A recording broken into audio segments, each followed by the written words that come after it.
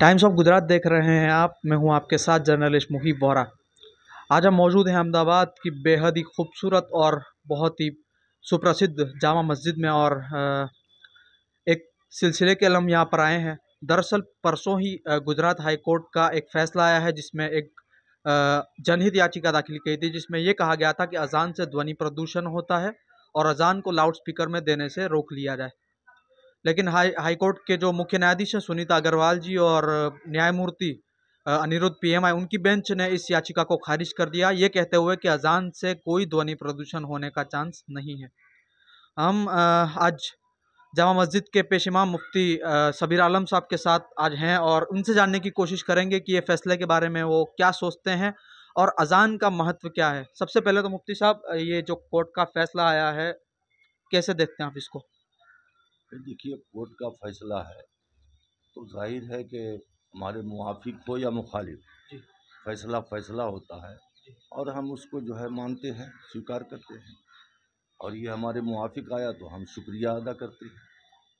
मुफ्ती साहब, loud speaker में अजान देने का सिलसिला कब से चला आ रहा है और किस लिए अजान को, जो दर्शक हमारे नहीं जानते उसको आप पूरे अगर विस्तार से बताने की कोशिश करें कि कब से यह सिलसिला शुरू हुआ है और क्यों अजान दी जाती है? देखिए, अजान का सिलसिला तो हुजूर नबी करीम सल्लल्लाहु अलैहि वसल्लम के ज़माने से, और शरीयत में अजान की बहुत बड़ी फजीलत है। यहाँ तक हदीस पाक में आया है कि जहाँ तक अजान की आवाज़ जाती है उससे दूर जो है शैतान भाग जाता है। दूसरी फजीलत यह है कि अजान देने से आफत बला मुसीबतें जो है दूर होती है। इसके अलावा तीसरी फजीलत यह है कि जो है शैतान इससे जो है गोज मारते हुए भागता है। ज़मीन की बला हो या आसमान की बला हो, अजान से वो दूर हो जाती है। अल्लाह ताला ने अजान के अंदर वो तासीर रखी है। इसके अलावा और भी फजीलतें हैं। नमाज के लिए जो अजान दी जाती है उसका मकसद होता है ऐलान। ऐलान यानी नमाज पढ़ने वालों को इसकी इत्तिला हो जाए कि नमाज का टाइम हो चुका।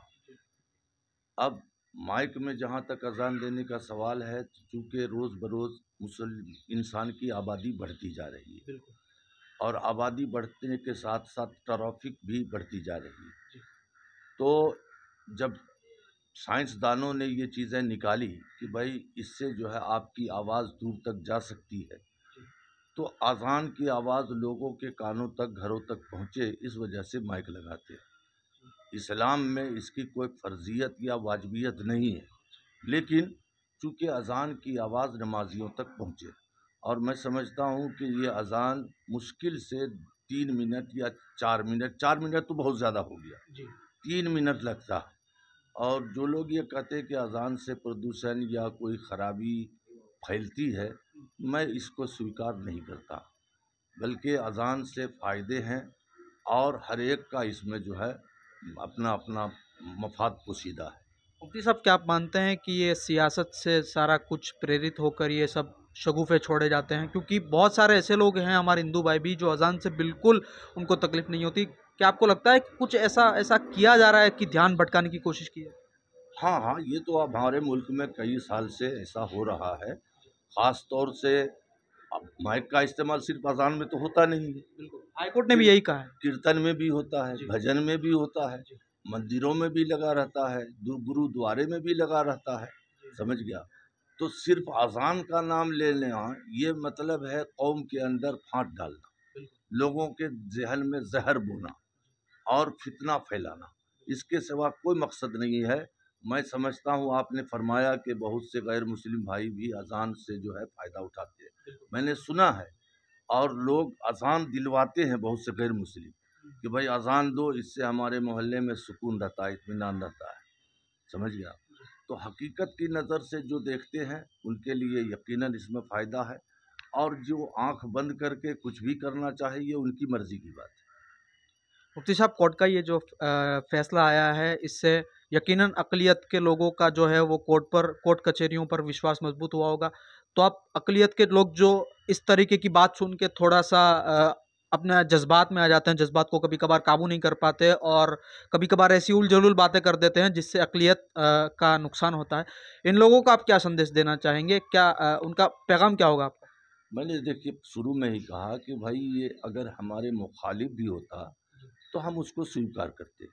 जज्बात में आना ये तो बेवकूफ़ी, हिमाकत, समझ गया। कोर्ट जो भी फैसला दे, आप उसमें कानून के जो इशारात है, इख्तियारात है, आप आगे बढ़ सकते हैं, जा सकते हैं, लेकिन उसमें जो है मतलब आपे से बाहर हो जाना या हंगामा करना या गलत सलत बोलना, ये मैं मुनासिब नहीं समझता। कोर्ट कोर्ट है, हम उसका एहतराम करते हैं। अब यहाँ जहाँ तक बात है तो ये अक़लियत ही के लिए नहीं, ये तो पूरी कौम हिंदुस्तानियों के लिए है, इसलिए कि इसका इस्तेमाल सभी करते हैं, समझ गया। गरबा होता है, माइक का इस्तेमाल होता है, 2-2 3-3 घंटे गरबा होता है। हमारी अजान तो 2-2 3 घंटे होते भी नहीं है।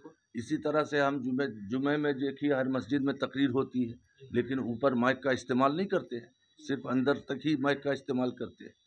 और ये लोग तो जो है हमारे हिंदू भाई जो है ओपन हर चीज़ में इस्तेमाल करते हैं। हम तो सिर्फ और सिर्फ अजान के लिए इस्तेमाल करते हैं, और मैं समझता हूँ कि इससे किसी को तकलीफ नहीं होनी चाहिए।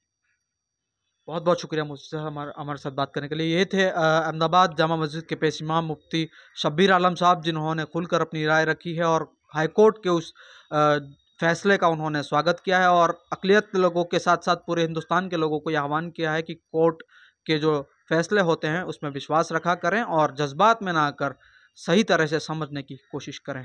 ऐसी खबरों के साथ आपको अवगत कराते रहेंगे। कैमरा पर्सन सादिक शेख के साथ मुहिब वोरा, टाइम्स ऑफ गुजरात, अहमदाबाद जामा मस्जिद।